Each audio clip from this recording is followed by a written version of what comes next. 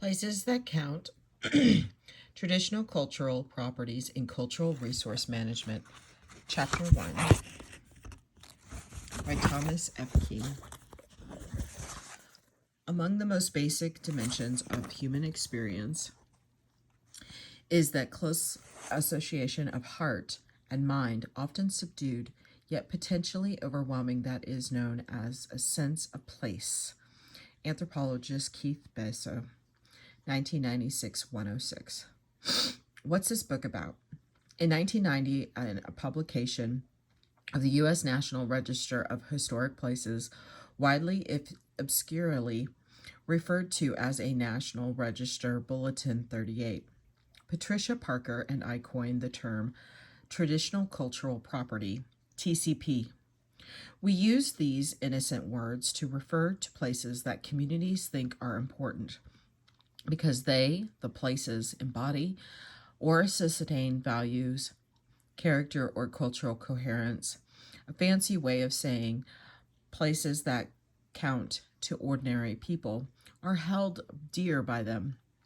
Whatever significance they may have for professional scholars, the bulletin's purpose was to clarify how such places could be eligible for the National Register and hence be accorded to a degree of protection by federal law. Our made-up term and its acronym TCP have come to be used familiarly by practitioners of historic preservation and cultural resource management, CRM. In the United States, though, there is argument about their meaning and proper use. How to deal with TCPs has been hotly discussed from time to time, at one point even generating a threat of legislation forbidding their identification and management. Not a very credible threat, but even enough to panic a federal office or two. A rising concern for places to which communities ascribe value is by no means limited to the United States.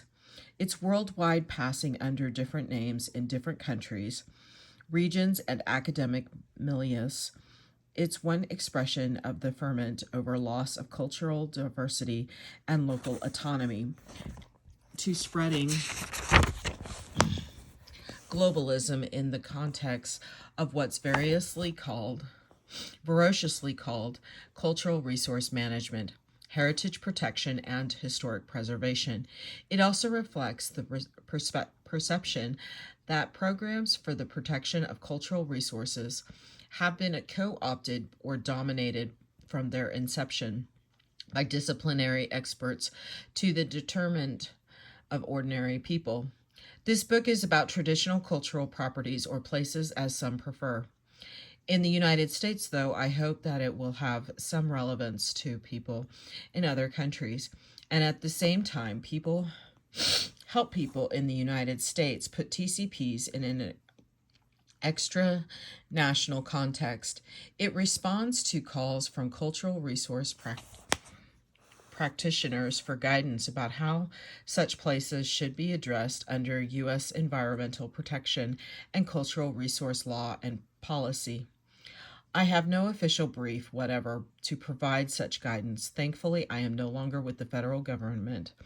But I hope that the thoughts of one who has considered TCP issues in some depth will have value and be considered by those who, for better or worse, inevitably will produce official direction. I'll begin with a brief account of how the U.S. government came to issue guidance about TCPs and how the term came to be. Next, I'll try to put U.S. practice in larger geographic and theoretical contexts. I'll then look at what I think we've learned in over a dozen years of explicit work with such properties based on this experience and what can be adduced from the experience and writings of others. I'll end by trying to offer some recommendations. Who should read this book? I've written this book for people who are struggling with TCP issues in their work as agency officials, state officials, members, or employees of Indian tribes. and other indigenous groups, consultants, members of community organizations, or simply concerned private citizens. Reading it may be good preparation for a class like those I teach for the National Preservation Institute, a good follow-up to taking one, or if you must, a way to avoid taking one. It may have utility in academic CRM courses and in related classes in anthropology, history, geography, and historic preservation. It may also have some relevance to readers outside the United States. Communities all over the world value places associated with their traditional beliefs, values, and practices, and scholars all over the world are involved in studying such places and the belief systems within which they're important. Some examples are provided in chapters 3 and 4. The legal systems of some countries provide for protecting some such places, while others do not. International organizations such as UNESCO, the European Union, EU, and the World Bank encourage attention to them, along with other aspects of the cultural environment. But TCP, as acronym for Traditional Cultural Property or Place, is an artifact of the strange and not so wonderful world of cultural resource management in the United States. And TCPs are what this book is about. Necessarily, then, many of the specifics discussed in these pages will seem obscure to people who live or work in other countries. Visualizing traditional cultural properties. But what is a TCP? In National Register Bulletin 38, we said, a traditional cultural property can be defined generally as one that is eligible for inclusion in the National Register because of its association with cultural practices or beliefs of a living community that are rooted in that community's history, and B, are important in maintaining the continuing cultural identity of the community. We'll make more of the definition later. But for the moment, let's set aside particulars, including the National Register, and try an exercise. Stop reading for a moment. Sit back, close your eyes, and think about a place that's dear to you. I don't care why it's dear. Just make it someplace that has personal value to you, that's redolent with emotional significance. I don't care whether it still exists or not. Maybe it doesn't matter whether it ever existed. But let's not pursue that right now. Just think about a place you hold or have held dear. Got it? Okay, in the context of your own internal personal life, your own individual community, that's your TCP. Nothing more complicated than that. A place that lives in your emotions that's important to you as a person. Keep in mind that because we'll return to your place from time to time.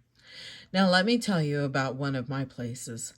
It creeps into my memory whenever I smell eucalyptus trees, a sun-dappled hillside, horehound drygrass, scrub oak, the rattling roar of wind in the high gum trees that line the base of the hill.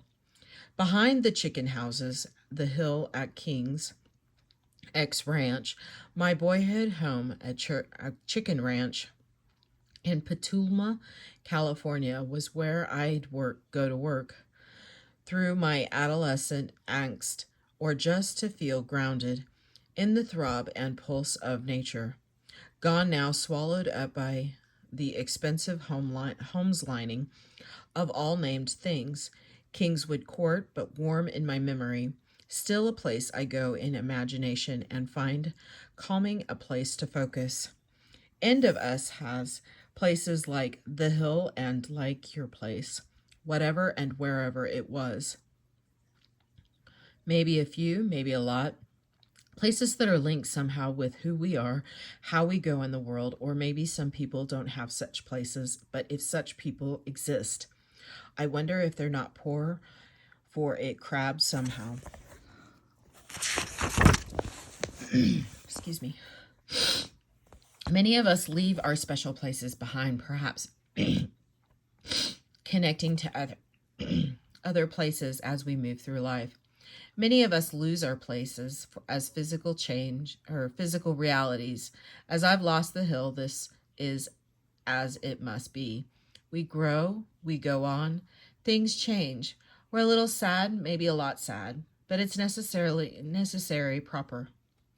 But sometimes the association between person and place grows deeper roots through generations and spreads beyond the individual to infect, as it were, a community of some kind, a tribe, a family, a neighborhood, a social group. My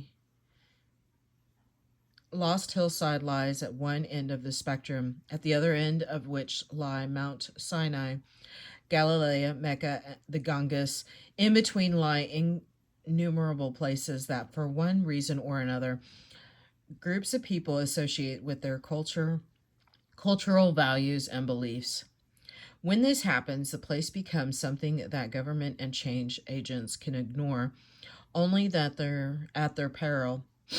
Regardless of what objective qualities of significance the places may have, Mount Sinai is not a terribly exciting geological feature, and the Ganges doesn't hold the world's hydrologist in thrall, but that's not relevant to their significance. What's relevant is how they're perceived by the communities that hold them dear. In the same way, a gravel parking lot in New Mexico have no interest in archaeologist, historian, or architectural historian other than as a place to sip a cold Corona purchased in the adjacent cantina. But the opinions of the professionals don't matter. A bit of a bit to the people of El Rancho, to whom its site where the Mauritians dance is performed, a treasured embodiment of El Rancho's cultural roots. What TCPs ought to be protected.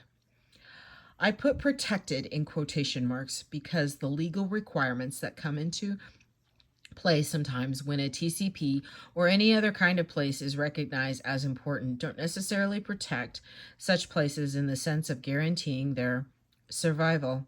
But the laws do require that government agencies consider what they can do to manage such places and to avoid, reduce, or somehow make up for damage they do to them. That, I think, is about as close to protection as a society with competing values and needs can get. But if everybody can have TCPs, we surely can't extend even that kind of protection to all of them. It is surely silly, for example, to think that the Petaluma Planning Commission, in approving the subdivision for the and development of King's X Ranch, should have considered protecting the hill because of its cultural value to an aging and by then long relocated adolescent. But as we'll see in Chapter 7, it is not regarded as silly for government to consider and try to remedy the impacts of an electrification project on the Matachines dance site.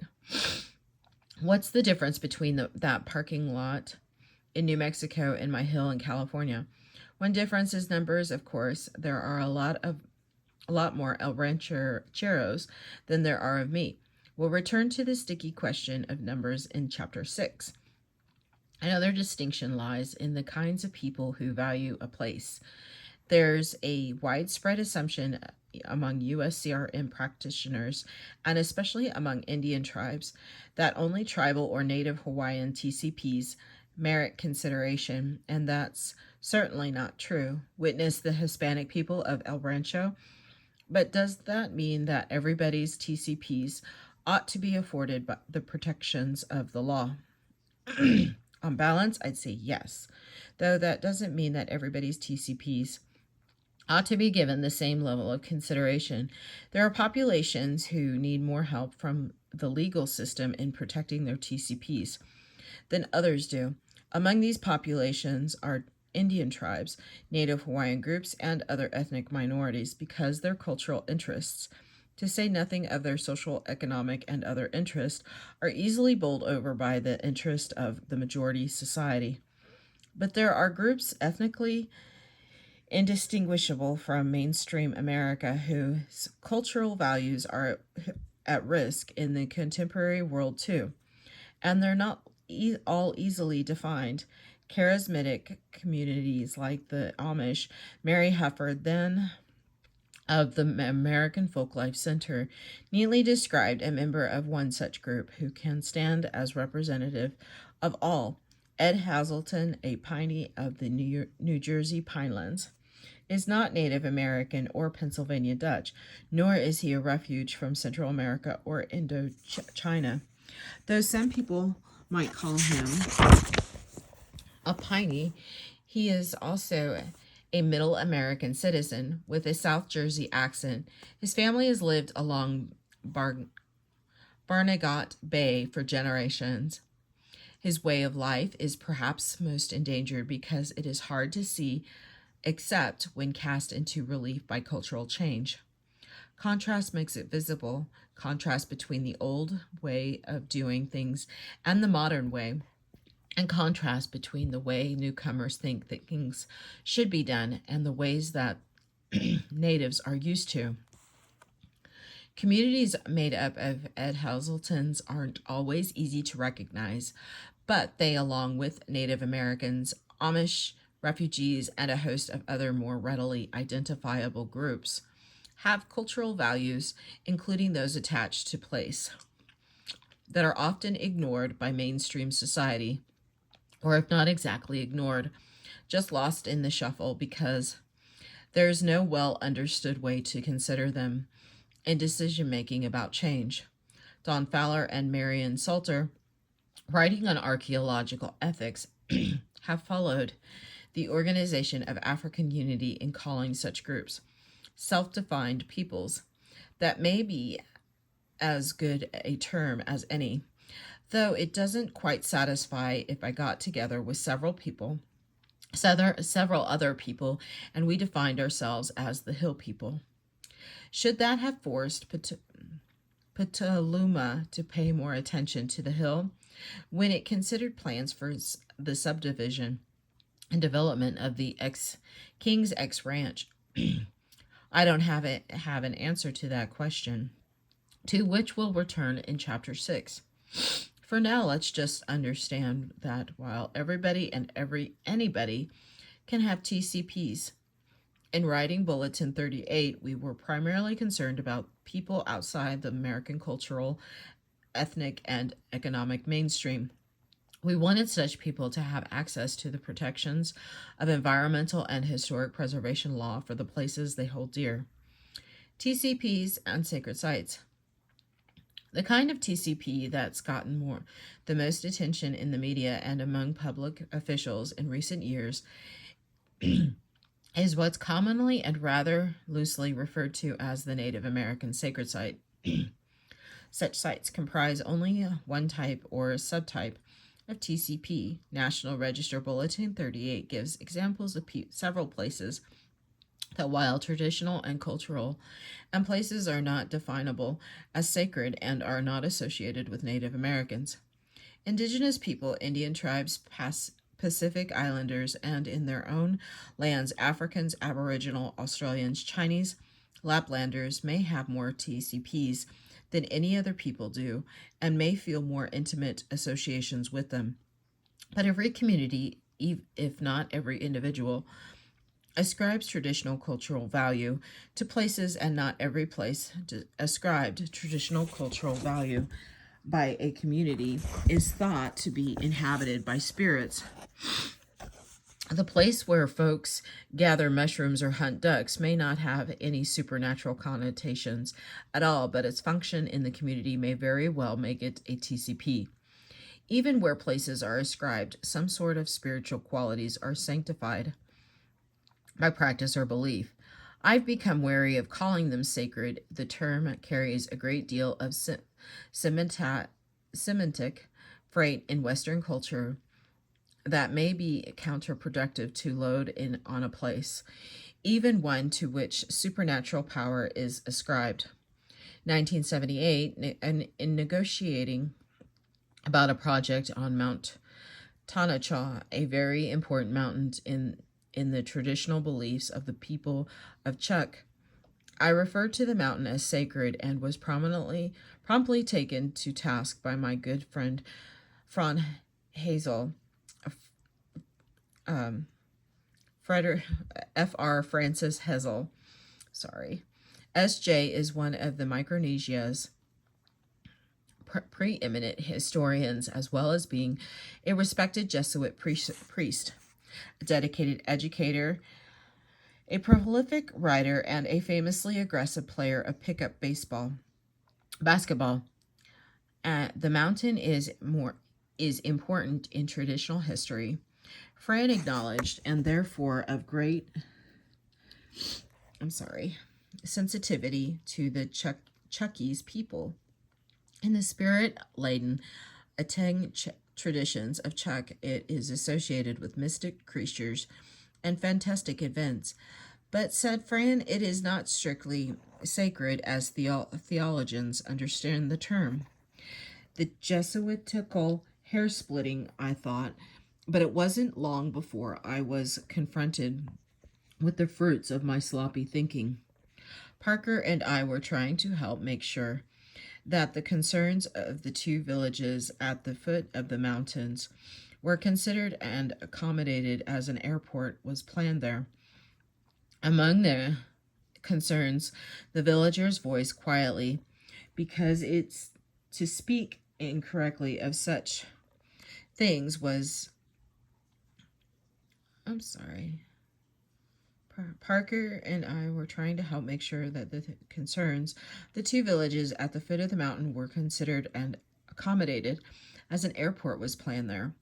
Among the concerns the villagers voiced quietly, because to speak incorrectly of such things was to invite spiritual injury, was about impacts on the sacred mountain. But then in a meeting one evening, some of the village leaders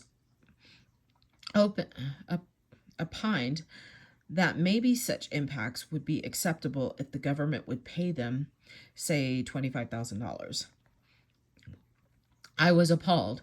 All the way back to Parker's proper ethnographer's shack in an adjacent village, I railed about the sale of the birthrights for messes of pottage. Parker listened politely and then pointed out that I didn't understand beans about Chucky's culture, in which it was perfectly acceptable to offer and accept compensation for all kinds of damages, even the murder of relatives. My error, I realized in the hot, clear light in the next tropical morning, was that when the Chuckies said the mountain was sacred, I had assumed they meant that it was sacred in the way I imagine Fr. Hazel understood the term. I understand something sacred to be something you really don't mess with. But to the Chuckies, sacred was simply the only English word they could find to label the spiritually energetic character of the mountain. The character was not necessarily something that had to be kept inviolate, or those integrity could not be somehow assuaged through financial compensation. I continued. Whoa, I'm so sorry about that this morning, guys. Okay. I continued to use the word pretty indiscriminately. However, until a while after the publication of Bulletin 38, when a couple of elderly women in a couple of different Indian tribes quietly reminded me of the same thing I'd failed to learn fully back in Chuk. There's a spiritual aspect to everything, they said, and we need to respect it. But you can't squeeze it all into specific places, and respect doesn't necessarily mean make inviolable. In many cases, violation of a place, in the sense of changing it somehow, is not a problem at all if the proper things are done. Words said, tobacco offered, pipes smoked, sacred is far too loaded a word for such places. But a place is not culturally unimportant, even in spiritual terms, simply because it is not regarded as sacrosanct. If we were to limit our attention to those places that are of as sacrosanct, truly sacred, if you will, we would fail to consider a tremendous number of other places that are important to people. The discomfort I feel for calling things sacred is not unique to me. Writing of Australia, Howard Creamer notes, there is an increasing tendency throughout Australia to ascribe the quality of sacred to sites about which there is no recent tradition of them being so. As with their traditional counterparts, the sacredness of these sites is rarely open to negotiation with the Aboriginal consultants. This is something which anthropologists and the public have to some extent, brought about by their interest in and emphasis on the importance of the sacred life in Aboriginal culture. Aborigines are then left with the impression that Europeans will only take notice of something if it is sacred. The only thing that makes me uncomfortable with the rising tide at this writing of sentiment for sacred site protection. Most people who call for such protection aren't very explicit about it. But when you pin them down, what they say they want is to protect sacred sites from all impact, to place their preservation above all other public interests. Even if one agrees that this is a proper system of priorities, it seems to me that it raises a lot of practical questions.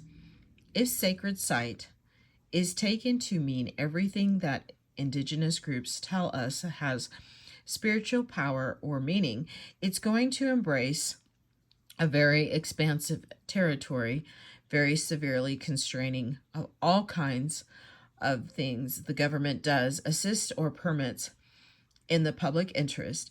If our concern is to protect such sacred sites, not only from physical damage, but also from relevant visual, auditory, and other less direct impacts, as it currently certainly should be. Because such impacts can be devastating, then we're talking about constraining use of even more territory.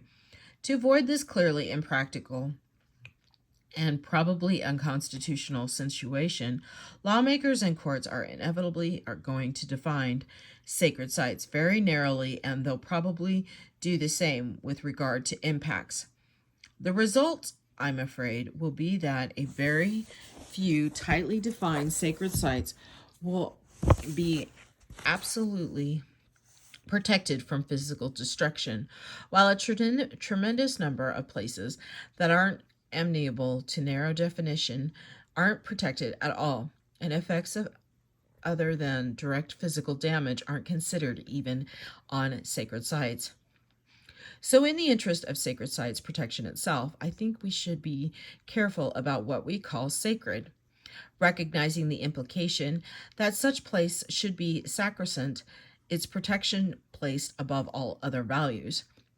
We should use the term very sparingly and have other ways to refer to the many places that are thought to have spiritual power, but about whose management we can exercise some flexibility. I was encouraged by the wise and diplomatic elders to use a term like spiritual place for such locations and to be skeptical of using sacred site at all. Unfortunately, I was enlightened on this subject only shortly before President Bill Clinton, at the behest of the tribes and their attorneys, issued Executive Order 13007 on, quote, Indian sacred sites, which includes a definition of the term that manages remarkably to be both quite restrictive and too loose to be very helpful. The executive order notwithstanding, I'll stick with spiritual places to refer to places that people invest or believe are invested with spiritual energy. Some of these places, doubtless to be kept inviolate, or those perhaps we should call sacred sites, but I wouldn't want to give a place that name without thinking thoroughly about its implications. There's one more thing I should say about sacred sites. Throughout this book, I write about the significance of traditional cultural places lying in the heads of those who value them. With reference to sacred sites, Christopher Peters on the Seventh Generation Fund recently expressed a precisely opposite opinion. In the Native belief system, sacred places are not sacred because Native people believe they are sacred. They have a sacredness in and of themselves, even if we all die off, or they will continue to be sacred. That is certainly an accurate characterization of the belief system of many indigenous groups in North America and around the world. It may, for all I know, even be a true statement about the nature of the universe, but I don't think it can possibly be a basis for policy in a secular democracy. And I also don't think it's something that federal government officials ought to get into arguments with communities about. The mind boggles at the idea that government could somehow define what is really sacred, independent of what people think is sacred. However, true Peter's statement may be as an expression of indigenous belief or even as a description of reality. I don't see any way to operationalize it through government policy. We can't ask agency decision makers to respect those places that really are sacred. We can and should ask them to respect those places that people honestly think are sacred or otherwise of traditional cultural value to them. So, whether sacred sites have objective external existence or not, the only values we can be sure adhere to such sites and to other traditional cultural properties are those that do lie in people's heads. Managing impacts on TCPs. If TCPs aren't all sacred and aren't necessarily inviolable, what are they? For an example, they may be clarifying, let's consider the Sea of Galilee. No one, not even someone violently opposed to or opposed by those who profess it, would dispute the fact that Christianity ascribes cultural and spiritual value to the Sea of Galilee. Miracles are said to have happened there, and the very religion that gives it honor was born on its shores. Is it sacred? Some would say so. Others would say that only of specific places around the sea, the outcropping where Jesus is reported to have called Peter the Rock, or the place where the loaves and fishes are said to have been multiplied. But there's no question that the sea, as a water body and its environs, is of traditional cultural importance to Christians, among others. Galilee is also quite a big place, however, and lots of people live around it. The water that flows into it and out down the Jordan is the lifeblood of modern states. The sea lies in the shadow of the strategic Golan Heights. Whatever its cultural and spiritual significance, it cannot be set aside as a shrine, any more than a hillside could have been held inviolate against the power of the California real estate market. Choices have to be made, balances struck in managing places dear to our individual and collective hearts. In the United States, as in most countries, there are laws that more or less provide for the thinking that's needed to strike such balances. None of our laws are directly specifically towards TCPs, and there may be little need for such specificity. Places of cultural significance can be, in theory, and are sometimes effectively considered along with other aspects of the environment during general impact management planning. In fact, such places often are other aspects of the environment. Galilee is a big natural lake, an ecosystem and economic resource. Mecca contains important Islamic architecture. In the United States, laws like the National Environmental Protection Act, NEPA, and the National Historical Preservation Act, NHPA, along with local planning and zoning laws, State environmental and historic preservation laws and laws dealing with the specific locations or resource types should provide the tools needed to make sure that we think about special places and whether we can preserve them before we do things that muck them up.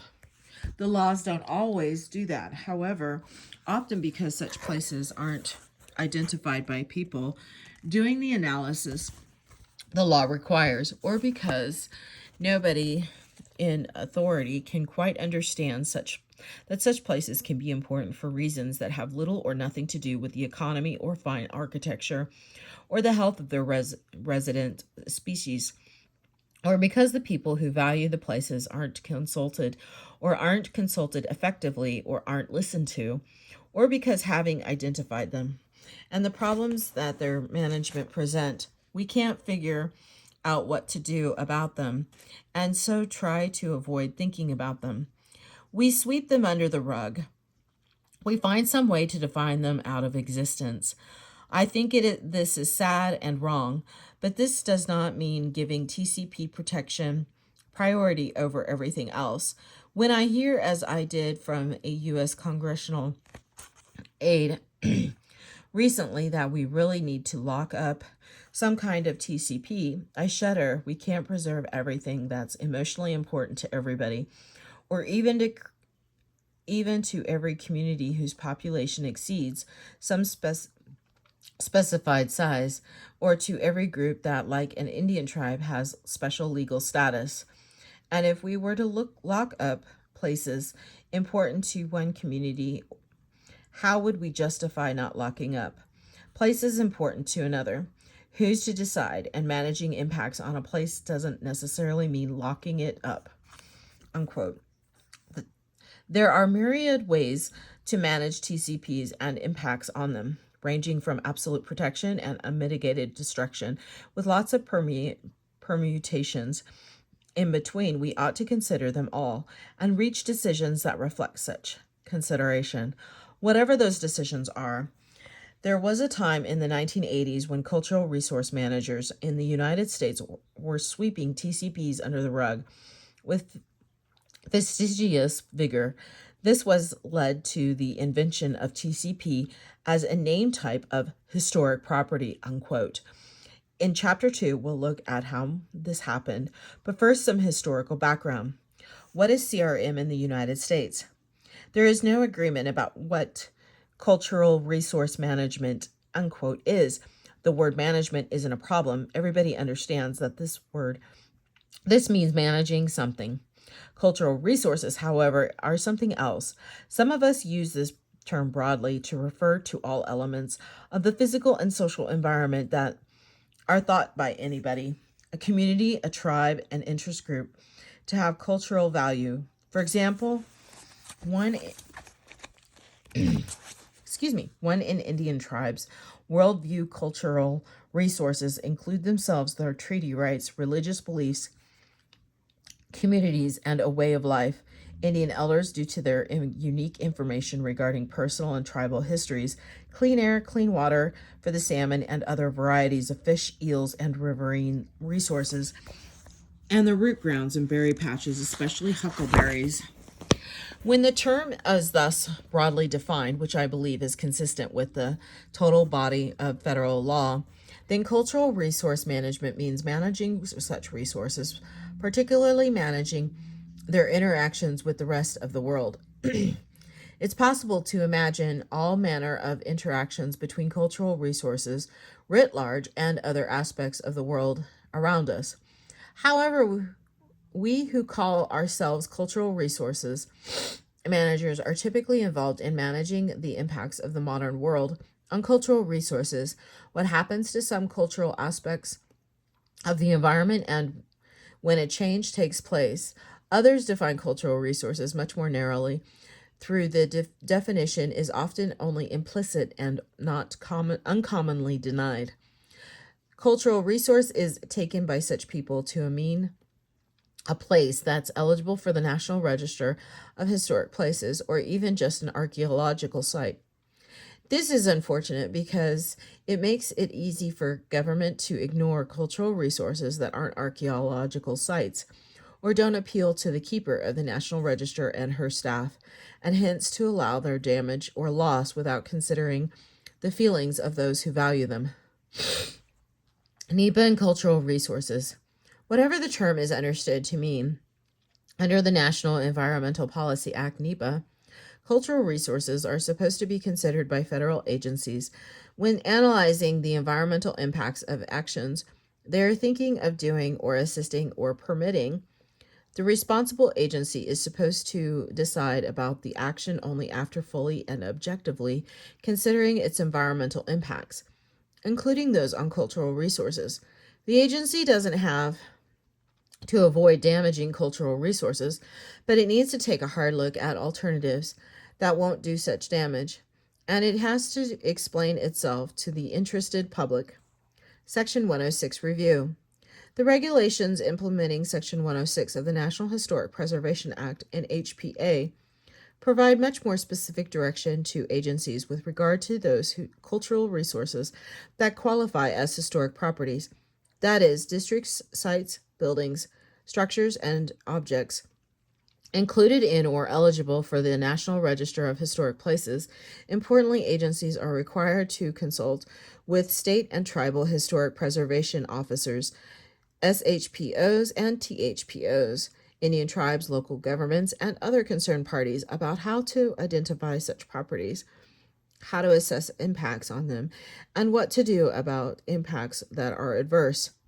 As under an EPA, the agency is not forbidden to damage a historic property, even if in the end the Advisory Council on Historic Preservation recommends against such damage, but in the vast majority of cases, the consultation required under Section 106 leads to negotiated agreement about how damage will be avoided or mitigated. Other legal requirements, a number of other federal requirements, to say nothing of state, tribal, and local laws, deal with the particular kinds of cultural resources. The American Indian Religious Freedom Act, the Religious Freedom Restoration Act, the Native American Graves Protection and Repatriation Act, and the Archaeological Resources Protection Act, and Executive Orders 12898, 13006, and 13007 do not necessarily result in the kind of detailed impact analysis prescribed by NEPA or in the consult to agreement process that is carried out under Section 106. But they need to be considered as such analysis and consultations are carried out. National Register eligibility. If a place is eligible for inclusion in the National Register of Historic Places, then under Section 106, an agency must consider ways to avoid or mitigate the impacts its actions may have on it. It must do so in consultation with the concerned parties, including but not limited to the SHPO or THPO and concerned Indian tribes. It must try to reach an agreement about how impacts will be dealt with. Eligibility for the register is established by agencies in consultation with SHPOs and others by applying the National Register criteria published in federal regulations by the National Park Service. If the agency and SHPO agree that the criteria are met, then the property is regarded as eligible. If they agree that they're not met, then the property is regarded as not eligible, and the agency has no further responsibilities under Section 106. It may have responsibilities under NEPA and other laws, but the property losses the protections afforded by Section 106 consultation process. If the agency and SHPO can't agree, or if the Advisory Council or the keeper of the National Register so request, then the agency goes to the keeper for a final formal determination. The National Register criteria says that a property is eligible that is significant in American history, archaeology, architecture, engineering, or culture. If it has integrity, i.e., isn't too badly mucked up, and is associated with significance, events, or patterns of events in history, is associated with significance, people in history, reflects the importance important style or school of architecture, the work of master or high artistic qualities, or is part of a larger significant entity, or has produced or may produce important information about history or prehistory. Since a property that meets the criteria gets considered under Section 106 and one that does not, the ways the criteria are interpreted, determine in any given case whether impacts on a place will or will not be subjected to Section 106 consultation. So, interpretation of the criteria is pretty important to help agencies and others figure out how to interpret the criteria. Among other purposes, the National Register publishes National Register bulletins. As of 2002, there were over 40 such bulletins, on which, of course, is Bulletin 38, Identification and Documentation of Traditional Cultural Properties. Excuse me. Theories of significance in U.S. Sorry.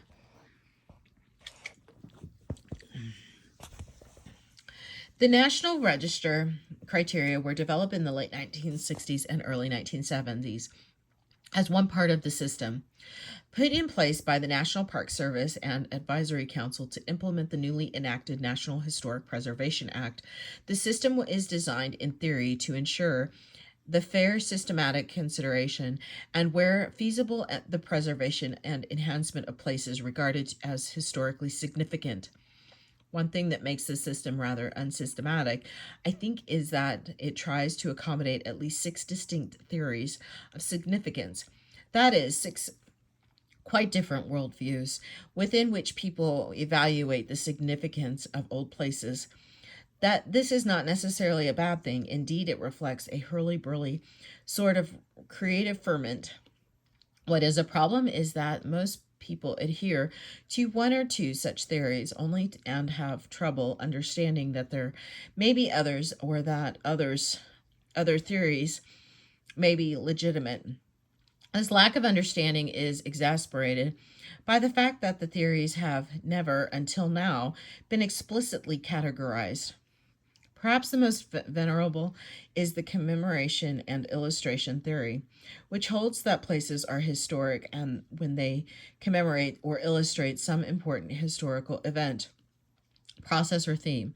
This theory undergirds the National Historic Landmark (NHL) program created by the National Park Service in response to the historic sites of 1935. Within this theoretical frame, significance is judged based on the strength of a property's association with an event, a significant historical process, e.g., industrialization, a specific theme, or interpretive construct, e.g., man in space, together with the importance of the event or theme itself and the property's ability to convey this association to a viewer. The commemoration and illustration theory is pedagogical. It seeks to use historic places to inform the public about that which is worthy of being commemorated or illustrated. Closely related to commemoration and illustration is the uniqueness, representativeness school, which espouses the seemingly contradictory notions that places are significant if they are either one of a kind, last-ditch survivors, or representatives of a type, or both. Uniqueness, representativeness. Practitioners are usually architectural historians, landscape historians, historians of engineering, or military historians. Their school of thought, like commemoration and illustration, was embedded in the National's perception of historic preservation.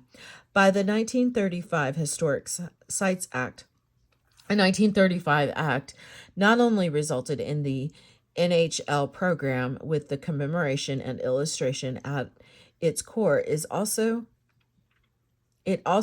made permanent the Historic American Building Survey, HABS, and led to creation of the Historic American Engineering Record, HAER, HAER. These documentation programs are all about recording the unique and the representative among works of architecture and engineering. Competing with the commemoration and illustration and uniqueness Representativeness and the venerability department is the scholarly value school of thought which holds that a place is significant. It can be studied to learn something important about the past. The scholarly value school arguably goes back to before the 1906 Antiquities Act, when the Smithsonian Institution's Bureau of American Ethnology conducted government-sponsored archaeological research in the Mississippi Valley, the Southwest, and elsewhere. Like commemoration and illustration, the scholarly value school seeks to inform, but where advocates of commemoration and illustration value what can inform the public of what it does not know, but scholars do. Scholarly value practitioners attribute significance to places that can inform scholars about what they do not know.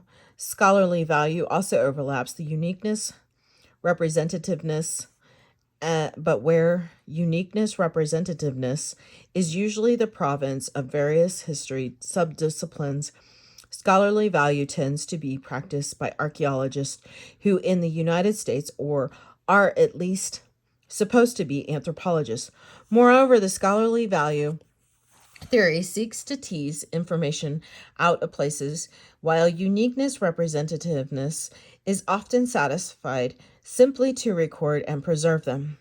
A fourth and newer theoretical approach may be the thought of as the ambience retention school. Ambience retention adherents recognize that certain places, often urban neighborhoods or commercial districts, but are also rural landscapes, agricultural areas, and the like, convey a distinct and valuable sense of place that is recognizable and valued by most people, notably people who do not necessarily live in the places thus valued. Many historic districts have been established because of their ambiance, and it is often a major challenge to retain that ambiance in rehabilitating and adapting historic districts to a changing world. A related but nonetheless distinct school of thought is the Kish school, which holds that a place is significant if it reflects some perhaps obscure but interesting or amusing aspect of popular history and culture. Practitioners of the Kitsch school value places like drive-ins and motels along old Route 66. Excuse me. Finally, there is what I think best be called the community values school, which sees a place as significant if it is valued by a living community. Such value may be ascribed to something because community members feel it contributes to the community's sense of identity, its cultural integrity, or its relationship with the biophysical and sometimes spiritual environment. TCPs are obviously significant primarily within this school of thought, which I'll suggest in the next chapter. Found its legislative expression in 1966 in the National Historic Preservation Act. Of course, any given structure or piece of ground can reflect all 6 kinds of significance. They are not mutually exclusive, and some are quite closely related to one another. However, the people who subscribe to the 6 schools of thought tend to break down into distinct categories, and each looks at significance through its own lens. The significance of TCPs look reasonable through some lens, but not through others, and those used to looking at significance through lenses other than that of community value often need to do some deliberate restructuring of perspective in order to deal effectively with TCPs. National Register Bulletin 38 was designed to encourage and facilitate such restructuring, and this book has a similar purpose. This is the end of chapter 1. Thank you.